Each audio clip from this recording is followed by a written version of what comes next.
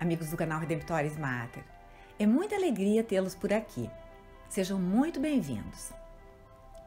No final de semana dos dias 11 e 12 de setembro deste ano de 2021, ano B do ciclo litúrgico, entramos no capítulo 8º do Evangelho de Marcos, em um dos ensinamentos mais difíceis de Jesus.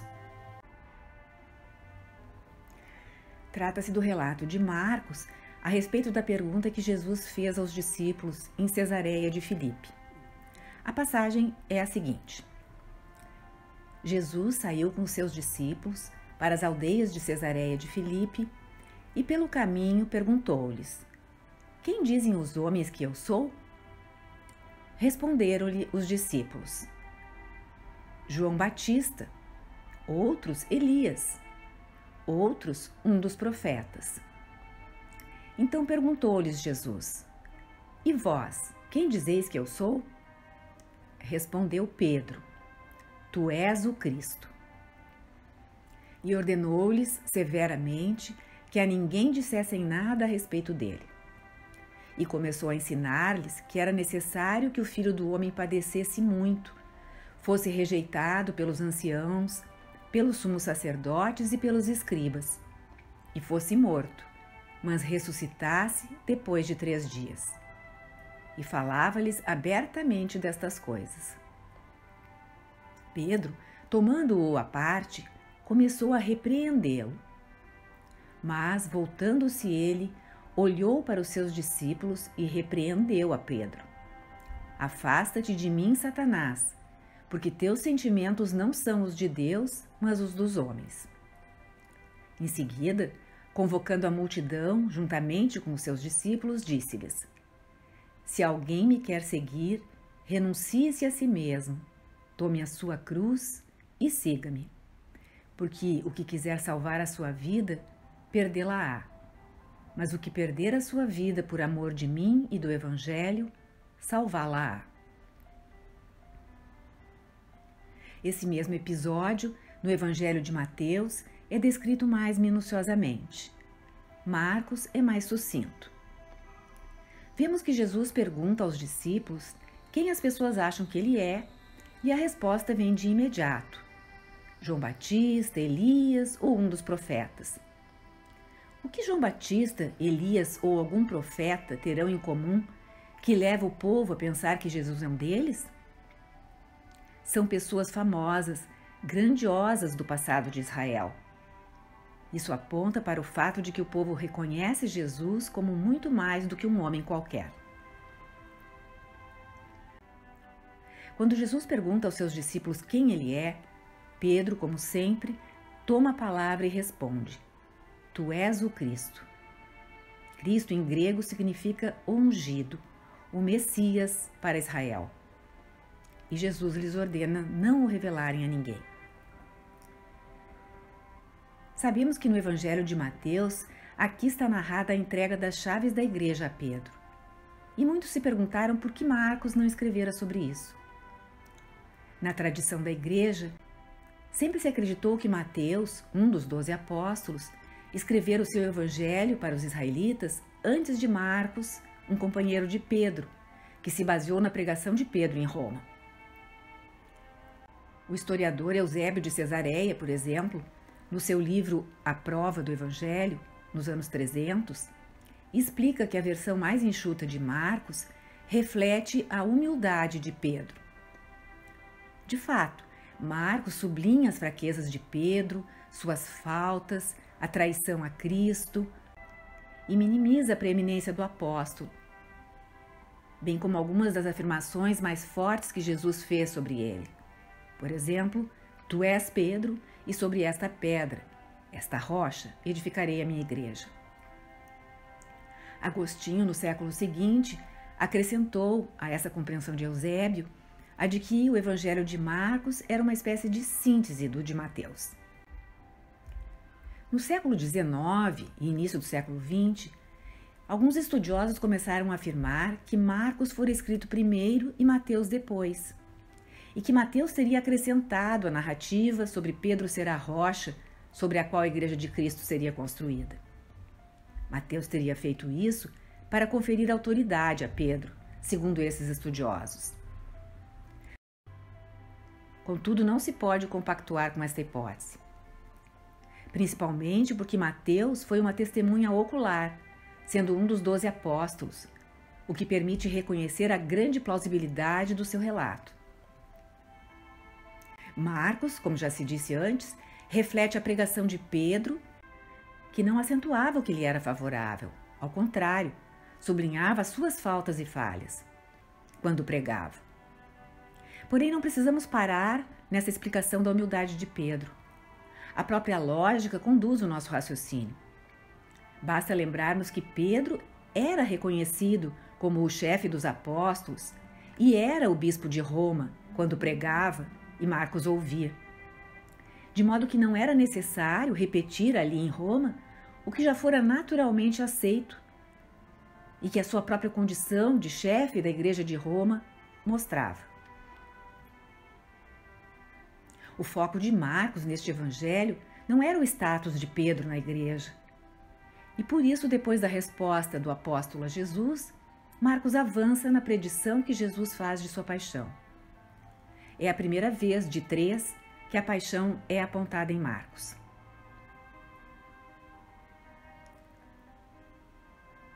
Tendo Pedro reconhecido a sua identidade messiânica, Jesus imediatamente explica que tipo de Messias ele será. O Messias sofredor, o Messias traído, o Messias que será morto pelos líderes do povo. Entretanto, ressuscitará dos mortos no 3º dia. Ou seja, Jesus esclarece aos discípulos que não é um Messias triunfante, que vai entrar em Jerusalém numa carruagem para conquistar os inimigos.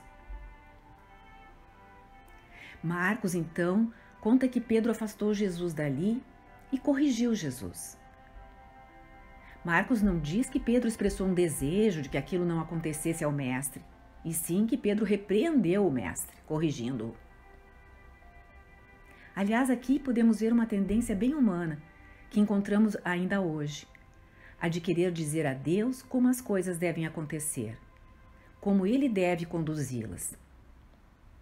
Um comportamento que chega a ser ridículo, pois Deus, na sua providência, sabe bem como as coisas devem e vão acontecer para o melhor. Jesus, que é Deus, também o sabia quando falou aos apóstolos. Claro, Pedro não queria que Jesus sofresse, e compreendemos que ele estava tomado de um sentimento bom aí.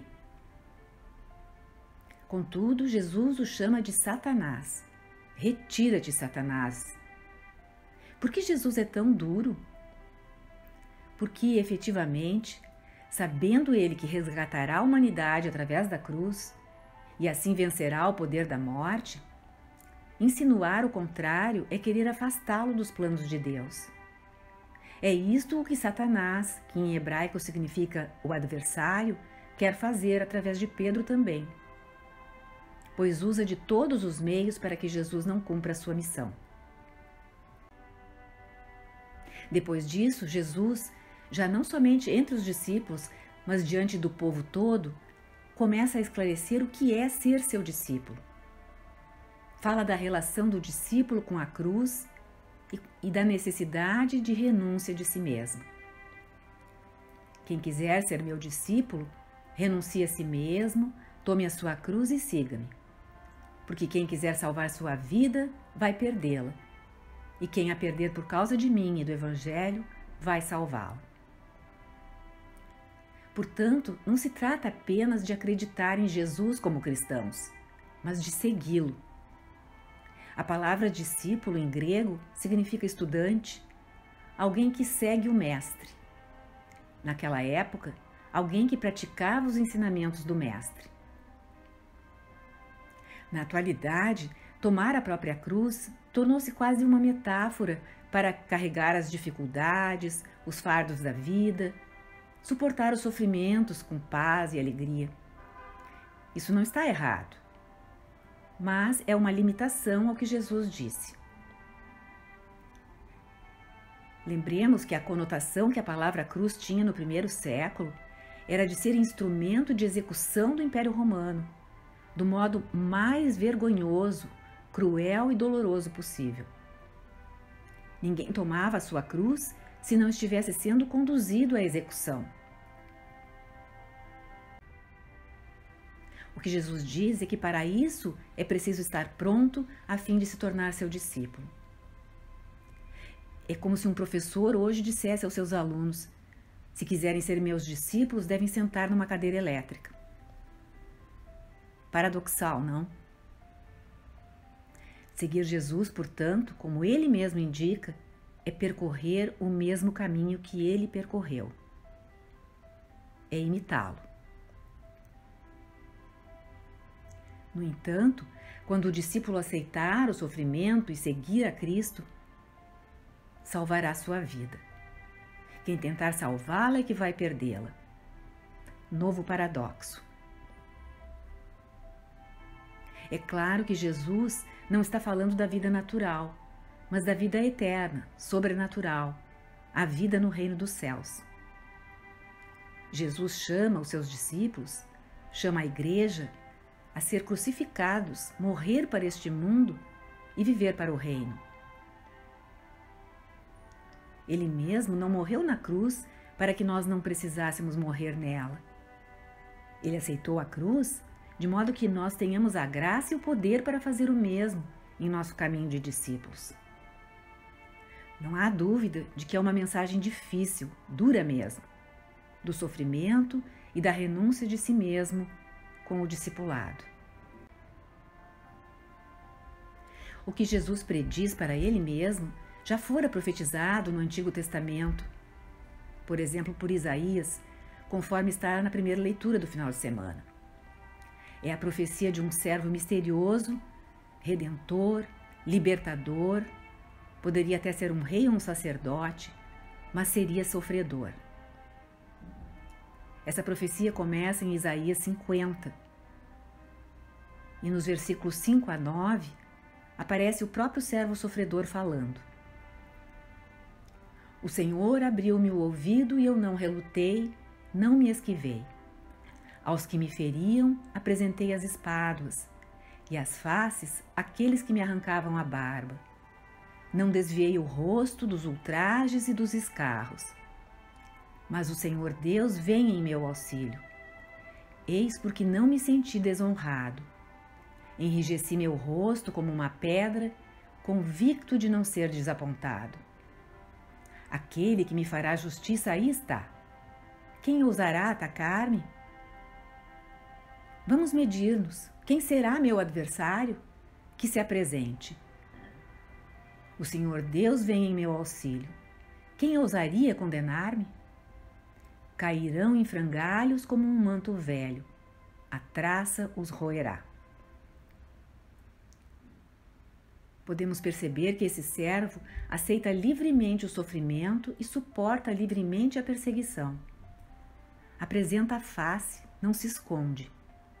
E por quê? Porque confia em Deus. Confia que Deus vai livrá-lo dos perseguidores que o atacam e até podem matá-lo.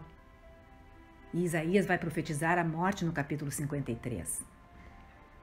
Tudo isso será cumprido na paixão de Jesus. A perseguição pelos soldados,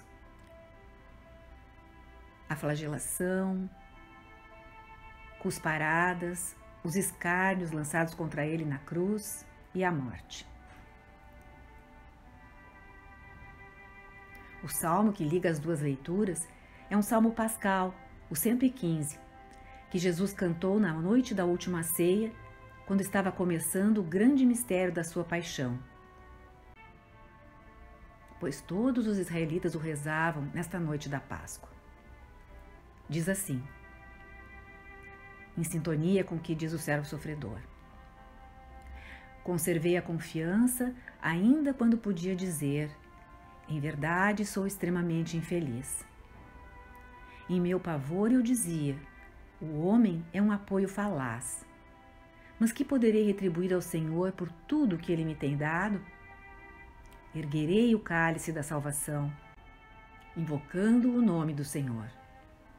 Cumprirei os meus votos para com o Senhor na presença de todo o seu povo.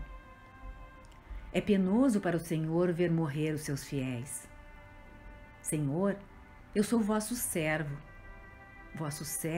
filho de vossa serva. Quebrastes os meus grilhões. Oferecer-vos-ei um sacrifício de louvor, invocando o nome do Senhor. Cumprirei os meus votos para com o Senhor, na presença de todo o seu povo, nos átrios da casa do Senhor, no teu recinto, ó Jerusalém. Tudo isso foi acontecendo com Jesus durante o mistério da sua paixão e morte. E veio a ressurreição. Como o salmista, também nós que nos decidirmos a ser discípulos de Jesus, podemos confiar em nosso Deus. Jesus mesmo cantou esse salmo naquela noite, expressando, aceitando, assumindo que, embora fosse ser traído e morrer, sabia que Deus o libertaria da morte. E quando Cristo fala da paixão e da cruz, sempre mostra que elas levarão à morte, mas que se seguirá a ressurreição. São João da Cruz, quando escreveu a subida ao Monte Carmelo, sobre a vida espiritual carmelitana, afirma que essa sua doutrina vem toda da Escritura. O coração de sua doutrina, da vida de virtude que conduz a Deus, é justamente esta passagem de Marcos 8. Depois de citar as palavras bíblicas, ele acrescenta que possamos entender, praticar e experimentar esse conselho de nosso Salvador concernente à renúncia de nós mesmos. A verdadeira espiritualidade está aí. Não diz respeito a métodos adequados de meditação, a consolações que a oração por vezes dá, nem a experiências sobrenaturais. Diz respeito a buscar viver o que Jesus pede ao discípulo em Marcos 8, mesmo que muito difícil.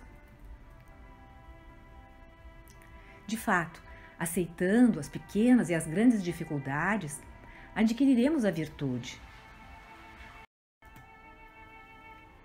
Aprenderemos a seguir Cristo, que não apresentou uma opção, mas um caminho a seguir.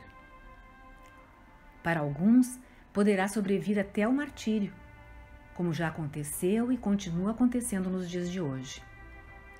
Para todos, porém, as renúncias na vida cotidiana natural e também na sobrenatural, como a dificuldade de rezar, a aridez espiritual, a noite escura de que os santos falam, são também esse segmento de Jesus.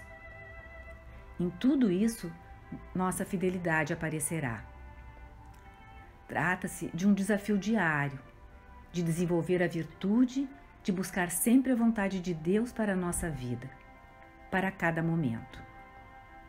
Santa Teresinha do Menino Jesus, na sua vida, viveu isso com grande empenho e desde menina. Quando menina, ela e suas irmãs faziam pequenos sacrifícios dia a dia, em benefício dos pais, de outros parentes, de um vizinho, um pobre, e eram para elas como contas de um rosário. Pode parecer simplista. No entanto, dessa forma, exercitaram-se na virtude da renúncia, para o bem dos outros e para imitar Jesus, aprendendo a amar como Ele amou. Este é o convite que a meditação das leituras do final de semana faz para nós hoje. Preparemo-nos para ser verdadeiros discípulos de Jesus, como quer que a vida se apresente para nós. Exercitemo-nos para amar sempre a vontade de Deus. Todo atleta se exercita tanto. E estamos em tempo de Olimpíada, onde vimos quanto se exercitaram aqueles que lá estavam competindo. Esse exercício de renúncia das pequenas e grandes coisas é seguramente o caminho da felicidade e da paz.